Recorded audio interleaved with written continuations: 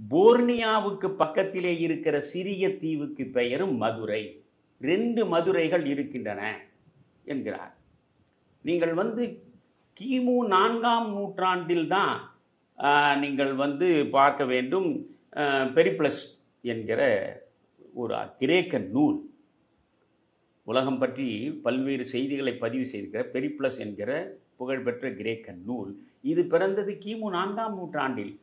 கிமு 4ஆம் நூற்றாண்டு என்றால் 2400 ஆண்டுகளுக்கு முன்பே அந்த பெரிப்ளஸ் நூலில் தமிராய் என்று தமிழனை குறிப்பிடுகிறான். தமிராய் என்கிற வார்த்தை இருக்கிறது. இவற்றையெல்லாம் இப்பொழுது போராட்டம் நடத்துகிறவர்கள் புரிந்து கொள்ள வேண்டும். இவற்றையெல்லாம் நான் கமலஹாசனுக்கு ஆதரவாக சொல்வதல்ல, தமிழுக்கு ஆதரவாக, உண்மைக்கு ஆதரவாக சொல்வது. ஆக இதை நீங்கள் பெரிப்ளஸை வைத்துக்கொண்டு பார்த்தாலே 2400 ஆண்டுகளுக்கு முன்னால் தமிழ் இருந்திருக்கிறது, தமிழன் இருந்திருக்கிறான், தமிழனோடு கிரேக்க ரோமானியர்களுக்கு தொடர்பு இருந்திருக்கிறது.